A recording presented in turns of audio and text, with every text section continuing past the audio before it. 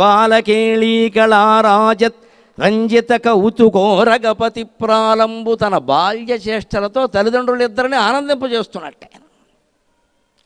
ఎంత బాగుంటుందో ఇలా చూస్తూ. నేను చేసింది అమ్మ, నువ్వు చూసా అమ్మ, నా బంగారు కొండ ఎంత గట్టి, ఒరే నీ దంతాలకు ఇంత పదునుందిరా, ఏకంగా హిమాలయ పర్వతాన్ని లేపేసావు. ఒకసారి హిమాలయ పర్వతాన్ని లేపేశాడు గణపతి.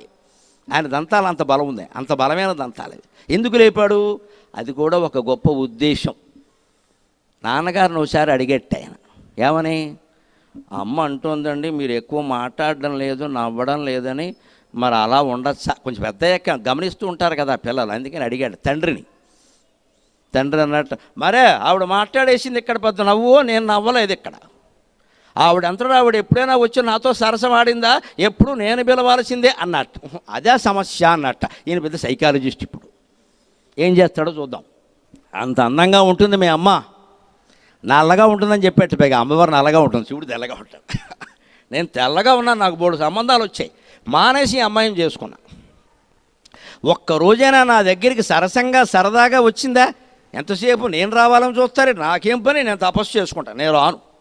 ఆయన పట్టుదల అయింది, మీ అమ్మాయి రావాలి. అలాగా, సర్లేండి దానికే ఉంది అని వదిలేసి వినాయకుడు ఒక వయస్సులోకి వచ్చాక చేసిన పని ఏమిటంటే, నా పరాక్రమం ఎందుకు, నా పౌరుషం ఎందుకు, నా బలం ఎందుకు, తల్లిదండ్రులను ఇలా సరసంగా ఏకం చేయకపోతే నేను ఎందుకు ఇక్కడ, వాళ్ళు అలా విడివిడిగా ఉంటే నాకేం ఆనందం అని. దంతా ఘట్టిత రాజతాచల చలత్ గ్రౌహి గౌరీ స్వయంగ్రాకమున్. మీరు అదృష్టవంతులు. అద్భుతమైన పద్యాన్ని వింటే కర్షక కవి, వ్యవసాయం చేసిన కవి భట్టుమూర్తి వసుచరిత్రలో వినాయక ప్రార్థన చేస్తున్నాడు. దంతా ఘట్టిత రాజతాచల చలత్ గౌరీ స్వయంగ్రాకమున్ కంతుద్వేషికి గోర్చి శైలజకు తద్గంగాఝరాజాంతిని అత్యంత ఆమోదము మున్నుగానిడి. దంతా ఘట్టిత రాజతాచల చలత్ గౌరీ స్వయంగ్రాకమున్ కంతుద్వేషికి గోర్చి శైలజకు తద్గంగాఝరాజాంతిని అత్యంతామోదము మున్నుగానిడి. కుమారాగ్రేసరుండై పితృస్వాంతంబుల్ వెలయింపజోచు. కుమారాగ్రేసరుండై పితృస్వాంతంబుల్ వెలయింపజోచు. ఇభరాడ్వక్తృన్ ప్రశంసించదన్. ఎంత అందమైంది తెలుగు సాహిత్యం, ఎంత అందమైంది. చదవగానే అర్థం కాకపోవచ్చు, కానీ వింటుంటే బాగుందా లేదా? ఇంత దీర్ఘ సమాసాలతో పద్యాలు చదవగలిగిన వాళ్ళు ఉన్నారా ఈవేళ? నేను చదవగలుగుతున్నానంటే మా తాత సుబ్బారావు గారి దగ్గర నుంచి జొన్నలగడ్డ మృత్యుంజయరావు గారి వరకు 5వ తరగతి నుంచి PhD వరకు ఉన్న గురువులు కారణం. మా గురువులు కారణం. మా తెలుగు ఉపాధ్యాయులు పద్యాలు గంభీరంగా పాడేవారు. మా తెలుగు మాస్టర్ పాఠం చెబుతుంటే స్టాఫ్ రూమ్లో ఖాళీగా ఉండి సిగరెట్లు కాల్చుకునేవాళ్ళు కాల్చడం మానసిచ్చి క్లాసులో కూర్చునేవాడు. మీ మాస్టర్ పాఠం బాగా చెప్తారా? మేము మాస్టర్లు వినేవారు. మా మాస్టర్ పాఠం పిల్లలు కాదు, స్టాఫ్ రూమ్లో లెక్కల మాస్టారు, ఇంగ్లీష్ మాస్టర్ వచ్చి తెలుగు పాఠం వినేవారు. అంత బాగుండేది తెలుగు పాఠం. ఇవాళ భయపడిపోతున్నారు తెలుగు మాస్టర్లు పద్యాలు పాడాలంటే. వీళ్ళ భయం ఏమిటంటే హెడ్ మాస్టర్ తప్పులు పెట్టుకుంటారేమని. వాళ్ళ మేలుకోరు ఒకటి చెబుతున్నా, వారు మీకంటే అజ్ఞానులు, హాయిగా పాడండి పర్వాలేదు. వాడెవడో తప్పులు పట్టుకుంటాడని పాడడం మానేస్తాం. పద్యం పాడాలి, పద్యం వచనంలో చదవకూడదు. ఆయన తల్లిదండ్రులని కలపడం కోసం ఒక ఆనందకరమైన సన్నివేశాన్ని సృష్టించట. దంతా ఘట్టిత రాజతాచల చలత్ గౌరీ స్వయంగ్రాకమున్. తెలియకుండా కైలాస పర్వతం అంచుల్లోకి, కొండ చర్యల్లోకి కిందకి వెళ్ళిపోయాట. అక్కడి నుంచి బాసను పెట్టేసి కూర్చుని దంతాలతో కైలాసాన్ని పైకి లేపేసేట, రావణాసురుడు లేపినట్టు. పార్వతీదేవి కంగారు పడిపోయింది. అవి ఎవరు చేస్తున్నారో తెలియదు కదా. వాళ్ళ అబ్బాయి అంటే అయ్యో బాబోయ్ మా వాడు ఫస్ట్ ర్యాంక్ అనుకునేది. అబ్బాయిని తెలియదు, ఏదో ప్రమాదం అనుకుంది ఆవిడ. ఇదేమిటి పర్వతం కదిలిపోతుంది, పర్వతం కదిలిపోతుంది అని అంటే శివుడు మామూలుగా, ఆయనకు మామూలే ఇవన్నీ. ఆయన మొత్తం కంపెనీ మూసేసే రకం కదా, ఆయన పెద్ద పట్టించుకోడు. చివరిలో అన్ని పర్వతాలు కదిలించేది ఆయనే. ఆయనకి అది విచిత్రం కాదు, అమ్మవారికి విచిత్రం అది. అందుకని ఏమిటి కదిలిపోతుందని భయంతో శివుడిని వచ్చి కౌగులించుకుంటుట. అది శివుడికి కావలసింది. ఎంత ఆనందదాయకమైన సన్ని. భయంతో కానీ, భక్తితో కానీ, ప్రేమతో కానీ, చివరికి చీపురు కట్టెట్టి కొట్టడానికైనా సరే భార్య కౌగులించుకుంటే అంత అదృష్టం ఇంకేమైనా ఉందా? ఎందుకైనా సరే. ఒకడు అంటూ ఉంటాడు, పాపం చమత్కారం తెలిసినవాడు, నిన్ను బాగా కొట్టాలని ఉంది కానీ ఆ రకంగా కూడా నిన్ను ముట్టుకోవడం నాకు ఇష్టం లేదు. ఇంత దరిద్రుడు ఎక్కడ ఉండడానికి ఆ రకంగా కూడా ముట్టుకోవడం ఇష్టం లేదు. నేను కొట్టాలని ఉంది కానీ నా చెయ్యి అపవిత్రం అయిపోతుంది అసలు కొట్టలేక, అది విషయం. అంచేది కింద నుంచి ఆయన రాజతాచలచల గౌరీ స్వయంగ్రాకమను, పార్వతీదేవి స్వయంగానే వచ్చి ఈయన్ని కౌగులించుకునే అవకాశం ఇచ్చాట. ఆవిడ వచ్చి భర్తను కౌగులించు, ఇప్పుడు గుర్తొచ్చాడా మొగుడు అన్నట్టు. అప్పుడు వెంటనే అమ్మవారికి సిగ్గైంది, అయ్యి బాబోయ్ వీడు తక్కువడు కదా, వీడు ఏదో చేశాడు. కింద కనపడుతున్నాయి అక్కడ 2 స్తంభాలు లాగా పిల్లర్స్, దంతాలు.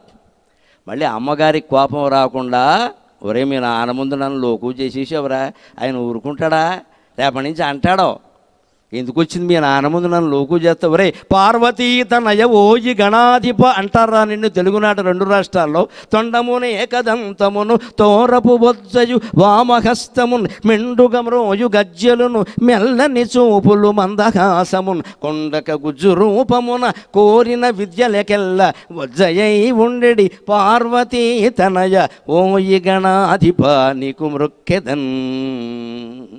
పార్వతీ తనయ అంటారా తెలుగులో, శివతనయ అని ఎక్కువ అనర్రా. నువ్వు మా అబ్బాయి కదా, నా పార్టీలో ఉండాలి కదా, నాన్నగారి పార్టీలో ఎందుకు దూరావురా? లేదమ్మా నువ్వు కూడా సంతోషించే పని చేస్తా, నాన్నగారు నీకు తెలియకుండా వేరే వ్యవహారం నడిపిస్తున్నాడు నాకు తెలియదు అనుకుంటున్నావా అని ఆయన ఏం చేశాట, ఆవిడకు కూడా ఆనందం కలిగించ శైలజకు తద్గంగాచరాచాంతిని అత్యంతామోదము మున్నుగానిడి. ఆయన శిరస్సు మీద ఉండే గంగని ఆ జుట్టుముడి వీడిపోయేలా చేసి తొండంతో గంగని ప్రవహించేలా చేసి ఆ గంగ నీళ్లతో వాళ్ళ అమ్మకి స్నానం చేయించట. గంగ అంటే నీ సవతి కాదు, స్నానానికి వాడుకునే నీళ్లు, బాత్రూమ్ వాటర్ తీసిపారని చెప్పి. అప్పుడు గంగాదేవి పార్వతీదేవికి ఆనందమైంది, నా సవితిని నా ముందు తల వంచుకునేలా చేశాడు మా అబ్బాయే అని ఇద్దరూ కలిసి ఆశీర్వదించారట. అది గణపతి లీల, అది గణపతి లీల. ఆయనకు కావలసింది ఆయనకి తీర్చాడు, ఈవిడికి కావలసింది ఈవిడికి ఇచ్చేశాడు. ఎవరిని చిన్నతనం చేయాల, పైగా సరసంగా శృంగారంగా చేశాడు. ఇంకేం కావాలండి? తద్గంగాచరాచాంతిని, ఆ గంగా ప్రవాహంలో అమ్మవారు మునిగిపోయేలా చేశాడు. అత్యంతామోదము మున్నుగానిడి కుమార అగ్రేసరుండై. ఈవేళ యువతరం గ్రహించాలి, కుమారుడైనా కుమార్తెనా తల్లిదండ్రుల్ని ఆనందింపజేయడమే జీవిత లక్ష్యం అనుకుని బతకాలి. అది గణపతి నవరాత్రుల ఫలం. మన తల్లిదండ్రులు మన వల్ల సుఖపడకపోతే పైగా చెడ్డ పేరు కూడా వచ్చిందంటే మన బతుకులు ఎందుకు? ఇంకా వాళ్ళిద్దరినీ ఆనందింపజేసాడు, ఎవరికి కావాల్సింది వాళ్ళు. ఆవిడకి అవమానం జరిగితే నీకు సంతోషంగా నేను తీసుకొస్తా, ఇదో కంపెనీ ఏంటి ఇక్కడ. నిజానికి గంగ శివుడు భార్య కాదు, మనం పొరపాటు పడకూడదు. శివుడికి 2 భార్యలు లేరు. శివుడు రాముడిలాగే ఏకపత్ని వ్రతుడు. శివుడికి బాగా ఇష్టమైన దైవం ఎవరంటే రాముడు. ఎందుకంటే ఆయన చెప్పాడు, రాముడు ఏకపత్ని వ్రతుడు, నాకు చాలా ఇష్టం. అంత అందాల రాముడు మామూలు అందం కాదండి. రామచంద్రమూర్తిది కృష్ణుడి కంటే అందమైన వాడు రాముడు. ఎందుకంటే కృష్ణుని అందం స్త్రీలనే మోహింపజేసింది, రాముని అందం పురుషుల్ని సైతం మోహింపజేసింది. వేదాంత వేద్యాజమేఘశ్యామలమూర్తయే పుంసాం మోహన రూపాయ పుణ్యశ్లోకాయ మంగళం. పురుషులను సైతం మోహింపజేసింది. పురుషుడు కూడా మనబోటిగాళ్ళు కాదు, శరభంగాది మహర్షులు తపస్సులు చేసిన మహానుభావులు సైతం రాముడు సౌందర్యాన్ని చూసి ఒకసారి ముద్దు పెట్టుకొని ఇస్తే బాగుండు, సెల్ఫీ దిగినా బాగుండు అనుకున్నారు. రాముడు అవకాశం ఇలా రిజర్వ్ అయిపోయింది సీతాదేవికే మొత్తం, మీరు వచ్చే జన్మలో కలుసుకోండి అన్నారు. ఆ మహర్షులందరే గోపికలుగా పుట్టారమ్మా, అదే 16,000 రహస్యం. కర్మఫలం వాళ్ళు అనుకున్నారు. రాముడు ఓ చిరునవ్వు నవ్వాడు, చిరునవ్వు నవ్వినా ఓకే, ఈ జన్మకు వదిలేయండి, కుదరదు. ఏకపత్ని వ్రతుడిని కుదరదు. మన భగవంతుడి గురించి ఒక్కసారి ఆలోచించండి. హిందూ ధర్మంలో భగవతత్వం ఎంత గొప్పదో. దశావతారాల్లో బ్రహ్మచారి అయిన అవతారాలు లేవా? వామనమూర్తి ఎవరు? పరశురాముడు ఎవరు? ఏకపత్ని వ్రతుడైన అవతారం లేదా? రామచంద్రమూర్తి ఎవరు? బహుపత్ని వ్రతుడై సంసారం చేసిన అవతారం లేదా? శ్రీకృష్ణమూర్తి ఎవరు? అన్ని లీలలు మనలోనే ఉన్నాయి, అన్ని లీలలు మనలోనే ఉన్నాయి.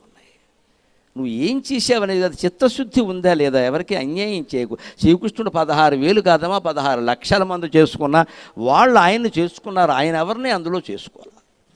వాళ్ళే కోరు చేసుకున్నారు, లేదా చచ్చిపోతామని చెప్పారు. అందుకని ఆయన ఎవరి వెంట పడలా. మీరు మొత్తం చరిత్ర కనీసం 8 మంది భార్యలు చూసుకోండి. రుక్మిణి, సత్యభామ, నాగ్నచితి, జాంబవతి, సుదంతి, భద్ర, కాళింది, ఎవరు వాళ్ళంతా వాళ్ళు వచ్చారు. పైగా పంత రుక్మిణీదేవి అయితే ప్రేమలేఖ రాసేసి నానా గొడవ చేసి వచ్చేసింది. ఆవిడ గౌరీ పూజ దగ్గర నుంచి వచ్చేసింది రథం మీదకి. మరి అంత సాహసం చేసాక ఏం చేస్తారు? చేసుకోక. అందుకని ఆయన ఎవరి వెనకాల పడలేదండి. శ్రీకృష్ణుడు ప్రేమికుడు అమ్మా, కాముకుడు కాదు. శ్రీకృష్ణుడు ప్రేమికుడు, జగత్ ప్రేమికుడు. ఆయనకి గోవుకి మనిషికి భేదం తెలియదండి. అందుకే కృష్ణుడు యొక్క చిత్రం శిల్పం మీరు ఏదైనా చూడండి. శివుడు ఉంటే పార్వతి ఉండొచ్చు, కుమారస్వామి కూడా ఉండొచ్చు. రాముడు ఉంటే సీతాదేవి, లక్ష్మణుడు, పెద్ద సెట్టింగ్. ఆయన రాజు కదా, ముందో 10 కార్లు వెనకో 10 కార్లు, లేకపోతే రాముడు రాడు. ఆయన కింగు మామూలుగా వస్తాడా? ఆయనకి వెనకాల కాన్వాయ్ ఉండాలి. అందుకే హనుమత్ సీతాలక్ష్మణ భరత శత్రుఘ్న సమేత రామచంద్ర బ్రహ్మణే నమః అంటే కానీ ఆయన రాడు.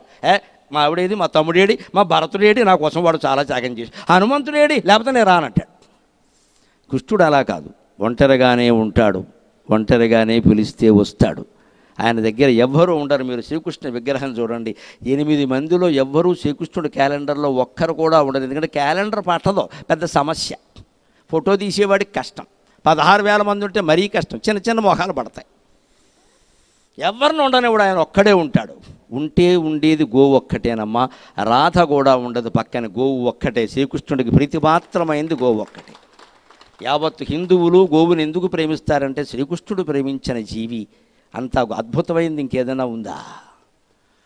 గోవు ఒక్కటే. అది కూడా మీరు చూడండి, గోవు లేకుండా కూడా కృష్ణుడు ఉంటాడు, వేణువు లేకుండా మాత్రం కృష్ణుడు ఉంటాడు. వేణుగోపాల వంశీకృష్ణ, వంశీ అంటే వేణువు. ఆయన ఏకాంతానికి ప్రతీక. రాముడు మొత్తం సామ్రాజ్యానికి, పరివారానికి, ఆ సమూహానికి ప్రతీక. కృష్ణుడు ఏకాంతానికి ప్రతీక. మనం కూడా జీవితంలో ఒంటరితనం వస్తే, ఎవరూ లేకపోతే ఏకాంతంగా భావించాలి. దాన్ని భయపడడం ఎందుకు? దాన్ని ఏకాంతంగా మార్చుకోవాలి. ఏకాంతం మంచిది. మనం ఒక్కళ్ళు ఉన్నప్పుడు చేసుకోవాలనుకున్న పనులు అవి ఇప్పుడు చేసుకుందాం, భగవత్ స్మరణ చేసుకుందాం. ఎవరో ఉంటే మనం చేసుకొని ఇస్తారా, ఏదో ఒకటి కదుపుతారు. ఇక్కడ శ్రీకృష్ణుడు అలాగే ఉంటాడు ఖచ్చితంగా. ఆ కృష్ణతత్వం మూర్తిభవించిన వాడే గణపతి కూడా. ఆ లీల ఈయనదే, ఈ లీల అయిందే. అందుకని తల్లిదండ్రులు ఇద్దరినీ ఆనందింపజేశాడు ఆయన. ఇంకొక మాట గణపతి పూజలో విశేషం మనం ఇవాళ చెప్పుకోవలసిన మాట. అత్యల్పంగా, అతి నిరాడంబరంగా, చిన్న వస్తువులకే లొంగిపోయే అల్ప సంతోషి గణపతి. మిగిలిన దేవతలకి, వాళ్ళ పూజలకి చాలా అట్టహాసం చేయాలి మనం. శివరాత్రి చేయాలంటే అట్టహాసం అక్కలా, కానీ ఒళ్ళంతా అయిపోతుంది, ఉపవాసాలు చేయాలి, జాగారం కూడా చేయాలి. మామూలుగా శివుళ్ళు అంగడు, ఉపవాసం చేయాలి, జాగారం చేయాలి. రామనవమి కళ్యాణం బ్రహ్మాండంగా, అద్భుతంగా, వైభవంగా చేయాలి. పైగా మిట్ట మధ్యాహ్నం చేయాలి, 12 గంటలకు వస్తుంది అభిజిత్ లగ్నం, అక్కడ చేయాలి. కృష్ణాష్టమి కూడా చాలా హడావుడి ఉంటుంది, ఉట్టుకోవడం దగ్గర నుంచి చాలా హడావుడి ఉంటుంది. ఏమీ లేకుండా అల్పానికి లొంగిపోయేవాడు భగవంతుడు. ఎందుకు ఆయన అలా అయ్యాడు? కాబట్టి ఆయన అందరిలోకి ఆదవు పూజ్యో గణాధిపక అని అగ్రపూజ అందుకుంటున్నట్ట. ఆ అగ్రపూజని, అగ్రత్వాన్ని, దేవతలందరిలోకి అగ్రత్వాన్ని ఆయనకి ఎవరిచ్చారో తెలుసా? తల్లిదండ్రులు ఇవ్వాల, విష్ణు ఇంద్రాది దేవతలు ఇవ్వాల, కేవలం భక్తులే పనిగట్టుకుని గణపతి మించిన దేవుడు లేడు, మాకు ఆయనే అగ్రదైవం అన్న. అది మనమిచ్చిన సర్టిఫికెట్. అది చెబుతున్నాడు ఇక్కడ మరొక మహాకవి మనకి లెక్కగా. సుఖ సప్తతి అని ఒక అద్భుతమైన కావ్యం ఉంది. తెలుగులో అనేక రకాల కావ్యాలు ఉన్నాయి మనకి లెక్క. అందులో శ్రీముఖలింగ క్షేత్ర మహత్యం అని ఒక కావ్యం ఉంది. శ్రీకాకుళం జిల్లాలో శ్రీముఖం ఉంది. శ్రీముఖలింగ క్షేత్ర మహత్యం కాకరపర్తి కృష్ణ కవి అని ఒక అద్భుతమైన కవి రాశాడు. ఆయన చెబుతాడు, గణపతే అందరిలోకి గొప్ప దైవం, అగ్రపూజ ఆయనకే చెయ్యాలి. ఎందుకంటే హరిముఖులెల్ల సర్వకుసుమార్చితులై ఫలముల్ ఘటించు డబ్బురమయటంచు. హరిముఖులెల్ల సర్వకుసుమార్చితులై ఫలముల్ ఘటించు డబ్బురమయటంచు. తా గరిక పూజను నర్చిన గరిక పూజను నర్చిన వానికిన్ సరగుణ సర్వ సంపదలు సంగుచు. సరగుణ సర్వ సంపదలకు సంగుచు. అందరికి అగ్రమూర్తి అయి అందరికి అగ్రపూజ్యుడై పరగు గణాధిపుందలతో భక్తిని అవిఘ్న కవిత్వ సమాప్తికిన్ అని ఒక విచిత్రమైన మాట చెబుతాడు. గణపతికి ఎందుకింత ప్రాధాన్యం?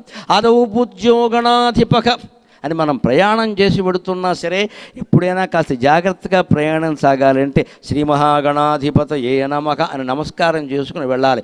ఇంట్లో పూజామందిరంలో గణపతి విగ్రహం లేకపోతే, ఎన్ని విగ్రహాలు ఉన్నా గణపతి విగ్రహం లేకపోతే దండగా.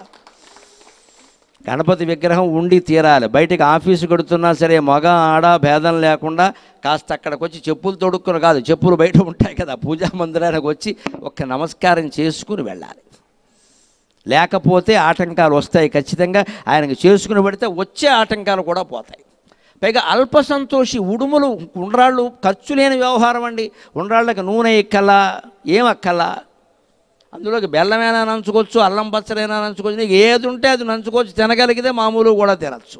అనారోగ్యం ఎట్టి పరిస్థితుల్లో చేయవు. కుడుములు ఉండ్రాళ్ళు అనారోగ్యం చేయవు. మనకు హోటళ్ళకి వెళ్ళి టిఫిన్ చేయాల్సి వచ్చింది అనుకోండి, ఎవరికైనా వస్తుంది ఆ పరిస్థితి, తప్పదు కదా.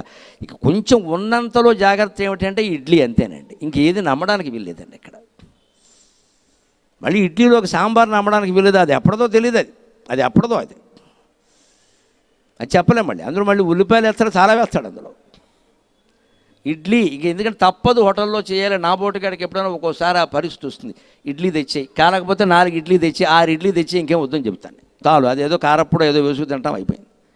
అనారోగ్యాల నుంచి కాపాడుకుని ఇన్ని ప్రయాణాలు దేశ విదేశాల్లో చేయగలుగుతున్నామంటే ఆ క్రమశిక్షణ నియమం కారణం. లేకపోతే చెయ్యలేము, ఇక్కడ ఆరోగ్యాలు పాడైపోతాయి. ఇంత 2 గంటలు మాట్లాడి కూడా ఇప్పుడు నేను కార్యక్రమ చేసే పని కార్యకర్తలకు తెలుసు. 4 పళ్ళు అందులో పెట్టమన్నాను అంతే, 2 యాపిల్ పళ్ళు తిని పడుకుంటా, ఇంకేం లేదు ఇక్కడ. 2010 నుంచి ఈ రోజు వరకు అంతేనేమో. రాత్రి భోజనము లేదు, పలహారము లేదు.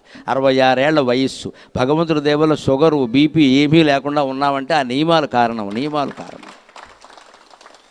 ఇక్కడ మధ్యాహ్నం పూట భోజనం వద్దన్నా ఇంట్లోనైనా బయటైనా కొంచెం ఉదాత్తం అవుతుంది, తప్పదు. అంటే బయట ఎవరైనా ఇంటికి వెళ్ళి చేసేవంటే పెట్టేస్తారు, గారెలు ఆవాళ్ళు పాకంగారులు పెట్టేస్తున్నారు ఈ మధ్యన గోదావరి జిల్లాలో. నాకు ఇష్టం, మరి తినక తప్పదు, తినేస్తాం. ఇష్టమని చెప్పడం ఓ ప్రమాదం, ఇంకా ఎక్కువ పెట్టేస్తున్నారు. తప్పుతాం, తింటామా, ఏం చేస్తాను, తింటాను, నాకు కావాల్సినవన్నీ తింటాను, రాత్రి మానేస్తాను అంతే. ఇంక సాయంత్రం కూడా ఏముండదు, గ్లాసు పాలు తాగడం అంతే. రాత్రి 2 అరటిపళ్ళు ఏదో 2 యాపిల్ పళ్ళు తినడం, పడుకోవడం అంతే. కడుపు ఖాళీ, ఆరోగ్యం బాగుంటుంది. హోటల్లో ఎప్పుడైనా తినవలసి వస్తే ఉండ్రాళ్ళు దొరకవు, మీకు ఇడ్లీ తినండి, ఏదో అందులో చట్నీ వేస్తారు, అది కూడా కొద్దిగానే నంచుకోండి. ఒక చట్నీ ఎక్కువ, ఇడ్లీ ముక్క తక్కువ చేయకండి, మళ్ళీ ప్రమాదం ఇది. అందులో ఏం కలిపాడో తెలియదు, అది ఫ్రిడ్జ్లో పెడతాడు. అదో నిలవబెట్టిన తిండి. మన అనారోగ్యాలకన్నిటికీ 2 కారణాలు, 1 నిలవబెట్టిన తిండి, 2 నిలబెట్టలేని మనస్సు. ఇవే కారణాలు ఖచ్చితంగా. అనారోగ్యాలకి ఇవే, నిలవబెట్టిన తిండి. ప్రతిదీ ఫ్రిడ్జ్లో కూరబెట్టడం, దాని తర్వాత మన్నాడో 3వ నాడో. ఏంటి ఆ దరిద్రం ఇక్కడ? దాన్ని అంత మంచు కప్పేసి ఏదో డెడ్ బాడీని పెట్టినట్టు మంచులో పెడుతున్నారు, పెట్టుకెళ్ళి అన్నమో కూరలను, మళ్ళీ అవే తింటాం. డెడ్ బాడీని పెడతారు మంచులో. నీరు ఎప్పుడు ప్రవహించాలి. గడ్డ కట్టిందంటే శవాలు దాచడానికి పనికొస్తుందమ్మా. ప్రవహించే నీరు తాగునీరు పనికొస్తుంది, సాగునీరు పనికొస్తుంది. జీవితం కూడా ప్రవహించాలి, గడ్డ కట్టకూడదు. గడ్డ కట్టుకునే ఫ్రిడ్జ్లో ఎన్ని తక్కువ పడితే అంత మంచి. తప్పనిసరి కూరగాయలంటే ఏదో పెట్టుకుంటారు, పాల ప్యాకెట్లు అంటే పెట్టుకుంటారు, వండిన కూరలు అందులో పెట్టడం ఏంటంటే నష్టదరిద్రాలాగా.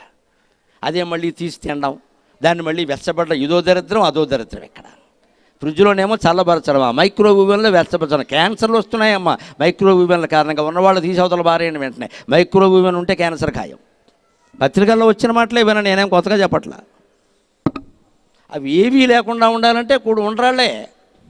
అందుకని ఆయన వాటికి లొంగుతాడు. ఇంకా దేనికి లొంగుతాడో చెబుతున్నాడు ఇక్కడ ప్రత్యేకంగా. హరిముఖులై ఎల్ల కుసుమార్చితులై ఫలములు ఘటించుడు అబ్బురమయటంచు. హరి అంటే విష్ణువు, శివుడు, కృష్ణుడు, అయ్యప్ప స్వామి. ఎవరైనా మీరు దేవతలను చూసుకుని నెయ్యితో అభిషేకం చేయాలి అయ్యప్పకి, ఆయనకి అది ప్రీతి. 18 మెట్లు సింహాసనం, ఆయన పద్ధతి ఆయనకుంది. మరి అందులో బ్రహ్మచర్యం, దాని నియమాలు వేరుగా ఉంటాయి. ఇవన్నీ పాటించాలి, చెయ్యాలి. ఇతర దేవతలకు పూజలు చేయాలంటే బోళ్ళు పువ్వులు తేవాలి. అందులో విష్ణుమూర్తి అలంకార ప్రియుడు. ఇంకా శివుడైనా చెంబుడు నీళ్లకు లొంగుతాడు, కానీ విష్ణుమూర్తి ఆ పువ్వులు పట్టుకురా, ఇంకా ఈ చెయ్యి ఉంగరాలు ఇగో 3 వేళ్ళు ఖాళీగా ఉన్నా పెట్టి అంటాడు. ఎవడో అక్కడ గుళ్ళో కడతాడు, పెట్టేస్తాడు, వదిలిపెట్టావు, లేత ఓ దెబ్బ కొడతాడు. ఆయనకి ఎన్ని ఇచ్చినా ఇంకా కావాలి. అందుకే చెబుతున్నాడు ఇక్కడ ఆయన ప్రత్యేకించి. ఇది ఎలా ఉంటారండి అని. కాకరపర్తి కృష్ణగోవి గారు ఏమంటున్నారంటే, విష్ణువు సహా, శివుడు సహా, కుమారస్వామి సహా, రాముడు సహా ఇతర దేవతలందరూ ఏవేవో కోరతారు, రకరకాల పువ్వులు పెట్టారు వాళ్ళకి. ఆ దేవుడు లలితామ్మ వారికి చాలా పువ్వులు ఇష్టం. చంపక, శోక, పున్నాగ, సౌగంధికల సత్కచ. చంపక పుష్పాలు, పున్నాగ పుష్పాలు, సౌగంధిక పుష్పాలు, అనేక రకాలతో అర్చన చేయాలి అమ్మవారికి. ఇవన్నీ ఉంటే కానీ ఆవిడ సంతోషించదు. కానీ అలాంటి వాళ్ళు అవన్నీ తీసుకుని భక్తుల కోరికలు తీర్చడం పెద్ద గొప్ప ఏటి అన్నట్టు. గణపతి దగ్గర చెబితే ఊరుకోండయా, వాళ్ళేం దేవతలు అన్ని పువ్వులు ఇవ్వాలా, అన్ని ఆభరణాలు ఇవ్వాలా అంటే లంచాలు మెక్కేస్తున్నారు బాగా వీళ్ళు కూడాను. నాకు అవేమీ అవసరం లేదని తా గరిక పూజలో నర్చిన వానికి సరగున సర్వసంపదలో సంగుచూ. ఎక్కడ పడితే అక్కడ పెరిగేది గడ్డి పరక, అందున పచ్చి గడ్డి పరక. గణపతి పూజకి రవ్వంత మట్టితో ఉన్న గడ్డి పరకే పట్టుకురావాలి, దాన్ని ఫ్రిడ్జ్లో పెట్టేయకండి దయచేసి. ఆ పచ్చి గడ్డి పరక పట్టుకొచ్చి పూజ చేయాలి. ఏమంటాడు, ఎక్కడ పడితే అక్కడ దొరుకుతుంది కదా, నువ్వేం కొనక్కర్లేదు కదా, అది ఎక్కడ మీ ఇంటి పక్కన కూడా ఉంటుంది, ఎక్కడైనా గడ్డి కాస్త నేల వదిలేస్తే చాలు గడ్డి ఉంటుంది. ఆ 4 పరకలు తాజా పరకలు పట్టుకుని నా మీద వేసే వెళ్ళిపో, నేను చూసుకుంటా అని గడ్డి పరకకి మహదైశ్వర్యాలన్నీ ఇచ్చే ఏకైక దైవం పరమాత్మ గణపతి, ఏకైక దైవం. తా గరిక పూజలో నర్చిన వానికి సరగుణ సర్వ సంపదలో సంగు.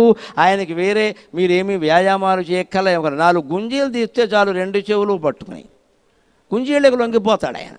పచ్చి వడపప్పు దేవుడికి పెట్టేది, చలివిడి పచ్చి వడపప్పు, పెద్ద ఖర్చు అయ్యే విషయం కాదు. నాకు చాలరా అవి, బ్రహ్మచారికి అంతకంటే ఎందుకురా ఇవన్నీ అని ఏమీ ఆర్భాటాలు ఒప్పుకోడు, పరమ నిరాడంబరంగా ఉంటాడు. ఆ గరికగా ఆయన సంతోషిస్తాడు అంతగా. అందుకని తా గరిక పూజలు నచ్చిన వానికి సరగుణ సర్వ సంపదలు సంగుచు అందరికి అగ్రపూజ్యుడై పరగు గణాధి పొందలతో భక్తిని అవిఘ్న కవిత్వ అవిఘ్న కళా అవిఘ్న కవిత్వ దీప్తికిన్.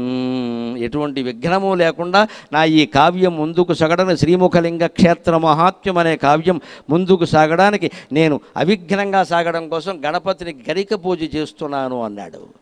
ఇంకొక మాట చెప్పి నేను సెలవు తీసుకుంటా. పాలవెల్లి అంటారు, గమనించండి. గణపతి పండుగలోనే ఉంటుంది అది, మరి ఇంకెక్కడా ఉండదు. ఏమిటి పాలవెల్లి? పైన ఒక పందిరి లాంటిది పెట్టి చెక్కలతోటి వెదురు బద్దలతోటి దానికి ఏదో సీతాఫలాలు, జామకాయలు, బత్తాయి పళ్ళు లాంటివి వేలాడదీస్తారు. వాటిని పాలవెల్లి అంటారు. ఎందుకంటారండి? పాల అంటే మిల్క్ కాదు, పిల్లలకి చెప్పాలి తెలియకపోతే. పాల అంటే లేత అని అర్థం. మొక్కజొన్న కంకుల్లో లేత కంకుల్ని పాలకంకులు అంటారు, లేత కంకుల్ని పాలకంకులు అంటారు. మొక్కజొన్న పొత్తులు అంటే ఓ మాట చెప్పాలండి, కాలం చాలా మారిపోయింది. ఇవాళ వస్తూ మేము ఒక విచిత్ర దృశ్యాన్ని చూసాం. మధ్యలో పాపం కార్యకర్తలు అక్కడ మొక్కజొన్న పొత్తులు కనపడితే ఆపండి నాకు ఇష్టం ఒకటి కాల్చమనండి అన్న. వాళ్ళకి పండగ అయింది, పాపం కాల్పించారు. వచ్చాక నాకు విచిత్రమైన వార్త చెప్పారు. వాడు ఆ కొంపటి రాజేయడానికి ఫ్యాన్ పెట్టేట. నమశివాయ ఫ్యాన్ పెట్టాడండి కొంపటి రాజేయడానికి. నేను వెంటనే కనిపెట్టా, తండ్రి ఉన్నాడా కొడుకున్నాడా అక్కడ? కొడుకే ఈ పని చేస్తాడండి, తండ్రి అయితే చేయడండి. తండ్రి అయితే విసినకారు పెట్టి విసురుతాడు. ఈ సన్నాసికి వీడు బీటెక్ కదా, విసరడం కూడా బద్ధకం, ఫ్యాన్ ఎట్టేశాడు. దానికి మళ్ళీ బ్యాటరీ అది 3లో పెడతాడు. అది ఏమవుతుంది, ఆ రవ్వలు ఈ పక్కింటి మీద పడతాయి. బిల్డింగ్ కాబట్టి కాలుతుంది, పాకైతే కాలుతుంది. ఇది మొదలైందండి. దయచేసి అర్థం చేసుకోండి యువతరు. శ్రమ పడాలి, యంత్రాలను వాడకూడదు. మొక్కజొన్న పొత్తుల కొంపటి రాజీ చేయడానికి నీకు ఫ్యాన్ కావాలా? మనిషివేనా? నీకు కష్టపడడం తెలిసి నీకు డబ్బు ఎలా వస్తుందయ్యా? పైగా ఫ్యాన్ పెడితే ఏమవుతుంది, ఒకే స్థాయిలో వస్తుంది గాలి. అస్తమానం నువ్వు మీట మార్చలేవు కదా. అయితే 3, 2 ఒకటే స్థాయి. అంత వేడి అవసరం లేదండి, దానికి మాడిపోతుంది. అది విసినగారు పెట్టి విసిరారనుకోండి, పెద్దవాళ్ళు పూర్వం వేసేవాడు. ఇక్కడ కాసేపు ఆ ముందు 4 పక్కల విసురుతాడు, కాస్త మళ్ళీ కాసేపు ఇలా అంటాడు, మళ్ళీ సమానంగా కాలుస్తారు. ఖచ్చితంగా మనిషి చేతులు ఉపయోగించి కాళ్ళు ఉపయోగించి కష్టపడిన రోజునే గణపతి మన అనుగ్రహిస్తాడు ఖచ్చితంగా.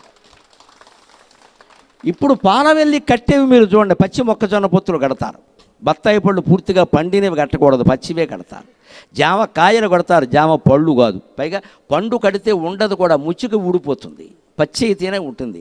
ఆ పాల కంకులు లేత పంటలన్నీ పట్టుకొచ్చి ఎందుకు కట్టమన్నారు అంటే, మన హిందూ సంస్కృతి ఎంత గొప్పదో. సరిగ్గా భాద్రపద మాసంలో అన్ని రకాల పంటలు లేత దశలో ఉంటాయి.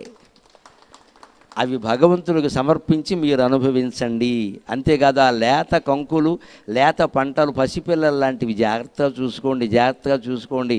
రోజూ చూడకపోతే వ్యవసాయం పాడైపోతుంది. ఎప్పుడైనా సరే రోజూ చూడకపోతే వ్యవసాయం బాగుండదండి.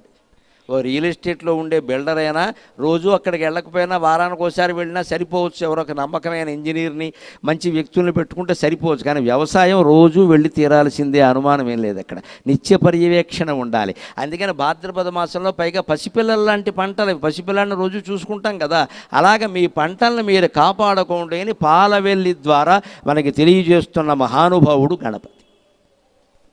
ఇలా అనేక రకాల విశేషాలన్నీ ఉన్నాయి. ఈ ప్రసంగం మీలో దైవభక్తిని దేశభక్తిని పెంచడానికి, పిల్లల పెంపకంలో సంసార జీవితంలో సరసంగా హాయిగా బాధ్యతాయుతంగా ఉండడానికి ఏమాత్రం ఉపయోగపడినా నేను ధన్యుణ్ణి. నాకు ఈ 4 మాటలు నేర్పిన మా అమ్మ ధన్యురాలు. స్వస్తి. ఉత్సవ కమిటీ సభ్యులు గురుగారిని సన్మానించవలసిగా కోరుచున్నాము. మొదటగా స్వామివారి శేషవస్త్రాన్ని గురువారికి సమర్పించవలసిందిగా ఉత్సవ కమిటీ సభ్యులను కోరుచున్నాము. రండి, ఉత్సవ కమిటీ సభ్యులు రండి. ఒక్క నిమిషం ఆ ఫోటో అయిపోయింది. ఒక్క నిమిషం ఆ ఫోటో.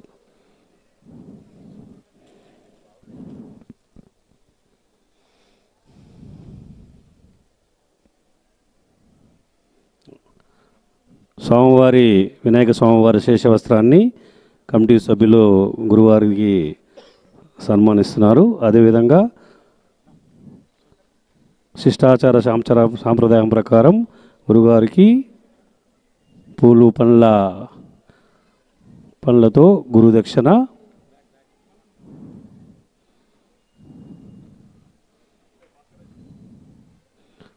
అదేవిధంగా గురువారి ఆశీర్వచనము. కమిటీ సభ్యులు అందరూ గురువారు ఆశీర్వదిస్తారు.